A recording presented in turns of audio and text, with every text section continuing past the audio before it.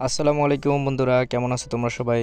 আজকে কিন্তু আমরা একটি বাংলাদেশি ভাইয়ের দোকানে ফ্রিজ ঠিক করতে আসছি। এটি একটি নর্মাল ফ্রিজ বন্ধুরা। ফ্রিজটির প্রবলেম হচ্ছে কুলিং এভাপোরেটরটি ছোট, যার কারণে কিন্তু বন্ধুরা ফ্রিজটিতে ঠান্ডার পরিমাণও একটু কম। আর ভাইটির দাবি হচ্ছে যে করেই হোক ফ্রিজের ঠান্ডার পরিমাণটি কিন্তু বাড়াতে হবে, যার কারণে আমরা কিন্তু ছোট কুলিং কয়েলটি পরিবর্তন করে বড় একটি কুলিং কয়েল লাগিয়ে দেব। তো বন্ধুরা, তোমরা যারা নতুন কাজ শিখতেছো তারা কিন্তু ভিডিওটি শেষ পর্যন্ত দেখবে। আশা করা যায় বন্ধুরা তোমরা এই ভিডিওটি থেকে অনেক কিছু জানতে পারবে। কুলিং ইভাপোরেটর চেঞ্জ করে কিভাবে ফ্রিজের ঠান্ডা বাড়ানো যায় এবং গ্যাস চার্জ করার সঠিক পদ্ধতি এবং গুরুত্বপূর্ণ কিছু টিপস তোমাদের সাথে শেয়ার করব। সো ভিডিওটি না টেনে শেষ পর্যন্ত দেখতে থাকো। তো দেখতে পাচ্ছ বন্ধুরা, আমরা কিন্তু ফ্রিজের পেছনে থাকা কন্ডেন্সারটি খুলে নিছি। তারপর কিন্তু বন্ধুরা আমরা ছোট কুলিং কয়েলটির পাইপগুলো কেটে বডি থেকে আলাদা করে নেব এবং বড় কুলিং কয়েলটি সেখানে ফিট করে দেব।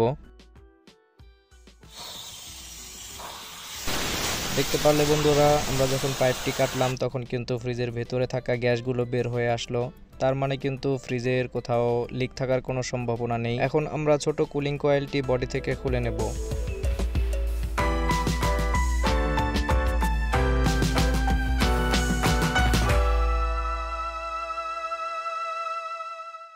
আমরা কিন্তু বন্ধুরা ছোট কুলিং কয়েলটি খুলে নিছি। এখন কিন্তু আমরা তার পরিবর্তে বড় একটি কুলিং কয়েল সেখানে ফিট করে দেব।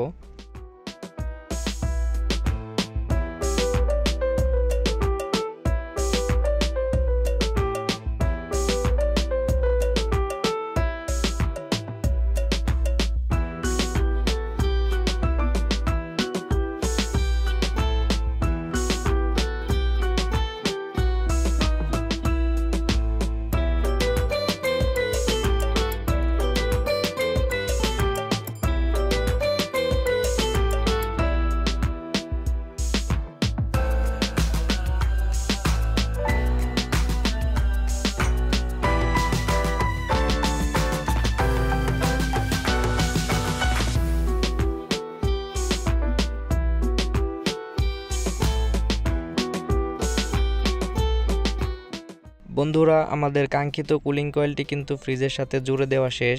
তারপরে কিন্তু আমরা কন্ডেন্সারটি আগের জায়গায় ভালোভাবে ফিটিং করে নেব। তারপরে কিন্তু আমরা বাড়তি এবং অবাঞ্ছিত পাইপগুলোকে কেটে নেব।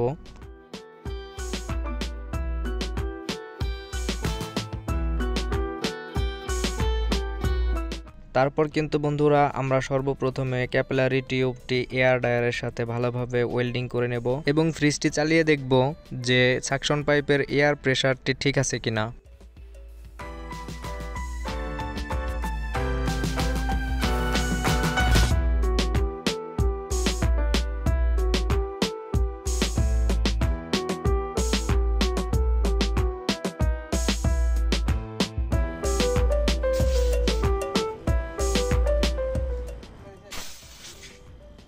ফ্রিজটি চালানোর পরে দেখতে পাচ্ছ বন্ধুরা, সাকশন পাইপের এয়ার প্রেসারটি কিন্তু ঠিক আছে। তার মানে কিন্তু বন্ধুরা ক্যাপিলারি পাইপে কোনো সমস্যা নেই এবং ওয়েল্ডিংটিও কিন্তু ভালোভাবে হয়েছে। এখন কিন্তু আমরা সাকশন পাইপটি ভালোভাবে ওয়েল্ডিং করে নেব। আমরা কিন্তু বন্ধুরা ক্যাপিলারি টিউব এবং সাকশন পাইপটি কম্প্রেসারের সাথে ভালোভাবে ওয়েল্ডিং করে নিছি। এখন কিন্তু আমরা পুরো ইউনিটটাকে ভালোভাবে ভ্যাকিউম করে নেব। এই ক্ষেত্রে কিন্তু বন্ধুরা ফ্রিজটিতে এয়ার প্রেসার দেওয়ার কোনো প্রয়োজন পড়েনি, কেননা আমরা যখন কুলিং কয়েলের পাইপটি কাটছিলাম তখন কিন্তু ফ্রিজের ভিতরে গ্যাস ছিল, যার কারণে কিন্তু ফ্রিজে লিক থাকার কোনো সম্ভাবনা নেই। বন্ধুরা, আমাদের ফ্রিজটি কিন্তু ভ্যাকিউম করা শেষ। এখন আমরা গ্যাস চার্জ করব।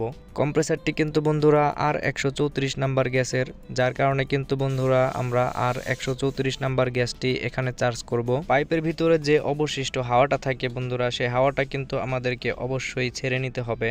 ফ্রিজটি বন্ধ থাকা অবস্থায় কিন্তু আমরা প্রায় অর্ধেক পরিমাণে গ্যাস এখানে ভরে নেব, যাতে করে বন্ধুরা ফ্রিজের ভেতরে থাকা ভ্যাকিউমটি কিন্তু কেটে যাবে। এর জন্য কিন্তু আমরা প্রায় 50 psi পর্যন্ত স্ট্যান্ডিং প্রেসারে রাখছি। এরপর কিন্তু বন্ধুরা আমরা ফ্রিজটি চালিয়ে দেব এবং ধীরে ধীরে গ্যাস রিফিল করব।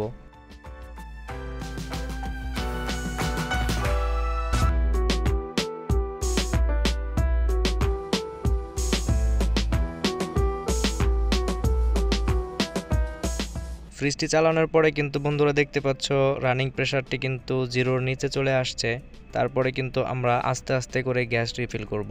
যে কোনো ফ্রিজে গ্যাস ভরার সময় বন্ধুরা একটা জিনিস মাথায় রাখবে, ফ্রিজে কিন্তু কখনোই তোমরা লিকুইড ফর্মে গ্যাস ভরবে না, অর্থাৎ গ্যাসের বোতলটি কিন্তু কখনোই উল্টো করে তোমরা গ্যাস চার্জ করবে না, সবসময় গ্যাস ফর্মেই গ্যাস চার্জ করবে। আর লিকুইড ফর্মে গ্যাস চার্জ করলে কিন্তু বন্ধুরা কখনোই গ্যাসের মেজারমেন্ট অ্যাকুরেট আসবে না।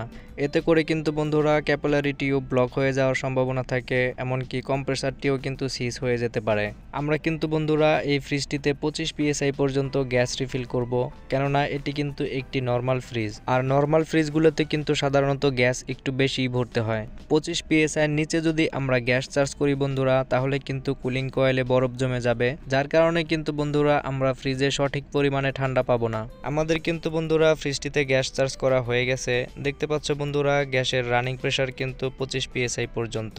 এখন কিন্তু আমরা ফ্রিজের ঠান্ডাটি চেক করে নেব। ফ্রিজে ঠান্ডার পরিমাণটিও কিন্তু বন্ধুরা একদম পারফেক্ট, কাস্টমার যেমনটি চেয়েছিল ঠিক তেমনটি কিন্তু সে পেয়ে গেল। তো বন্ধুরা আমাদের আজকের কাজটিও কিন্তু ডান, আমরা এখন ফ্রিজটি কাস্টমারকে বুঝিয়ে দেব। বন্ধুরা ভিডিওটি কেমন লাগলো সেটা কিন্তু তোমরা আমাকে কমেন্টে অবশ্যই জানাবে। আর ভিডিওটি যদি ভালো লেগে থাকে তাহলে ভিডিওটিতে একটি লাইক করে দাও। আর তোমরা যদি আমার চ্যানেলে নতুন হয়ে থাকো তাহলে কিন্তু চ্যানেলটি সাবস্ক্রাইব করতে একদমই ভুলবে না। আর বন্ধুরা তোমরা কি ধরনের ভিডিও পেতে চাও সেটাও কিন্তু আমাকে জানাবে, পরবর্তীতে তোমাদের চাহিদা মতো ভিডিও নিয়ে হাজির হব। আজকের ভিডিওটি এই পর্যন্তই, তো দেখা হবে পরবর্তী ভিডিওতে। আজকের মতো বিদায়, আল্লাহ হাফেজ।